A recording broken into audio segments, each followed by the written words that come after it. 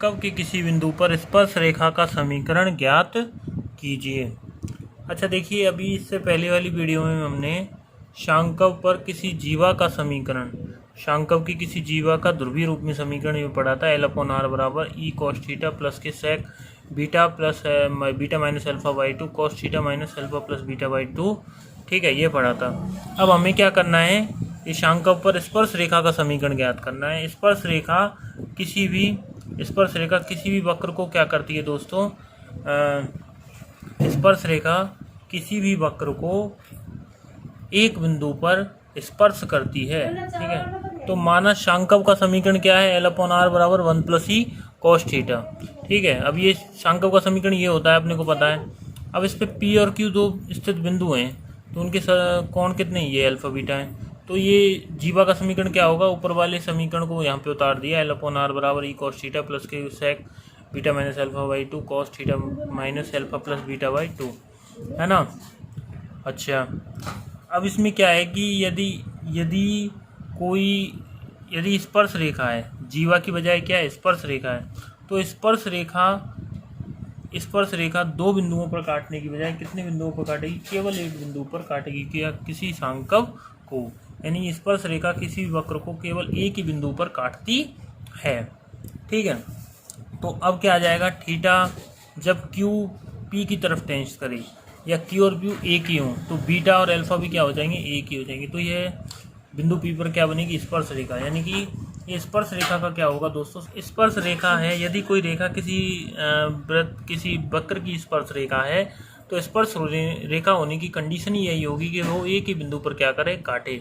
यानी कि दो बिंदुओं पर या तीन बिंदुओं पर या चार बिंदुओं पर नहीं काट कर उनका जो कांटेक्ट है, जो टच करती है, यानी कि टच कितने बिंदुओं पर करती है, किसी वक्र को कोई रेखा एक बिंदु पर करती है दोस्तों। ठीक है, तो यहाँ पर हम क्या कर देंगे, देखें, जीवा का समीकरण हमारा ये है, जीवा का समीकरण अपना ये है, L upon R E cos theta. तो बीटा की जगह क्या रख देंगे, मतलब बीटा और अल्फा रख देंगे अपन, कितना रख देंगे, अल्फा। तो ये कितना हो जाएगा, सेक जीरो की वैल्यू कितनी होती है दोस्तों, सेक जीरो की वैल्यू 1 और कॉस थीटा माइनस कितना हो जाएगा, अल्फा, है ना, 2 अल्फा अपॉन 2 यानी कि अल्फा। तो ये हो जाएगा समीकरण, क्या आ जाएगा, स्पर्श रेखा का समीकरण आ जाएगा L अपॉन आर बराबर ई कॉस थीटा प्लस के कॉस थीटा माइनस अल्फा। ये क्या आ जाएगा, किसी शांकव पर स्थित जिसका समीकरण L अपॉन आर बराबर 1 प्लस ई कॉस थीटा है, उसकी स्पर्श रेखा का समीकरण हो जाएगा L अपॉन आर बराबर ई कॉस थीटा प्लस के कॉस थीटा माइनस अल्फा। ठीक है, अच्छा, अब इसके बाद देखें, यदि शांकव का समीकरण क्या है, निम्न है, यानी कि थीटा माइनस गामा, यानी क्या है कि जो कोण है वो कितना है, गामा है। तो यहाँ कितना आ जाएगा, L अपॉन आर बराबर 1 प्लस ई कॉस थीटा माइनस गामा। तो यहाँ क्या आ जाएगा, यहाँ थीटा की जगह, यहाँ पे थीटा था, देखिए यहाँ पर क्या था, ये जब यहाँ पर हमारा क्या था, शांकव क्या था, L अपॉन आर बराबर 1 प्लस ई कॉस थीटा। तो यहाँ थीटा की जगह क्या रखा है हमने, थीटा माइनस गामा कर दिया। तो यहाँ पर थीटा की जगह जो स्पर्श रेखा का समीकरण, उसकी जगह क्या कर देंगे, थीटा माइनस गामा और plus cos theta minus alpha. ठीक है, theta minus gamma minus alpha, ऐसा होना चाहिए।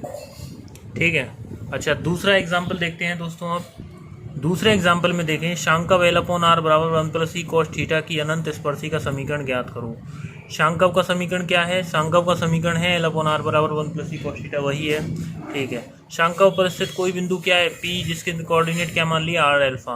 तो यदि पी आर वन शांकव पर स्थित, तो शांकव के समीकरण को क्या करेगा दोस्तों, संतुष्ट करेगा। तो L अपॉन आर वन बराबर हो जाएगा 1 प्लस ई कॉस अल्फा। अब P बिंदु पर स्पर्श रेखा का समीकरण, स्पर्श रेखा का समीकरण हम जानते हैं क्या हो जाएगा, L अपॉन आर वन बराबर ये E cos theta minus alpha. L upon R बराबर ई कॉस थीटा, इस कॉस थीटा माइनस अल्फा को खोल लिया, cos A cos B cos theta cos alpha, plus minus है तो प्लस हो जाएगा, sine alpha sine theta sine alpha, है ना।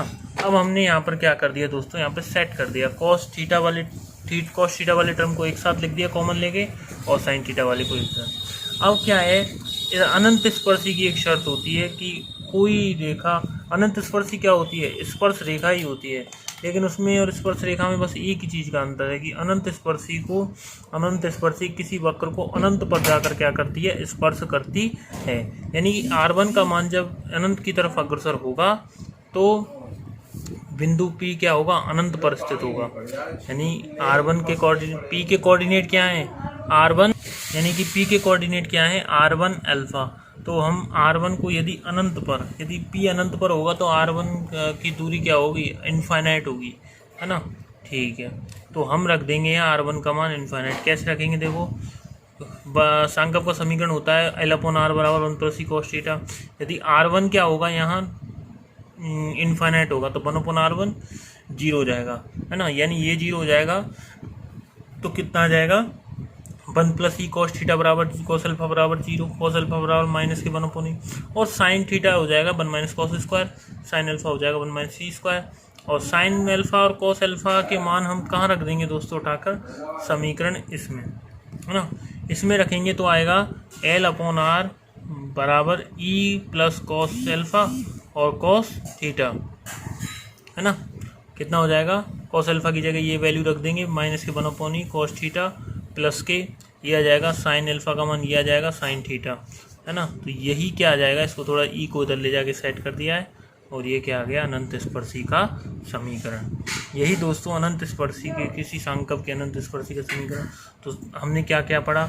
हमने पढ़ा सांकव की किसी जीवा का समीकरण, सांकव की किसी स्पर्श रेखा का समीकरण और सांकव की किसी अनंत स्पर्शी का समीकरण।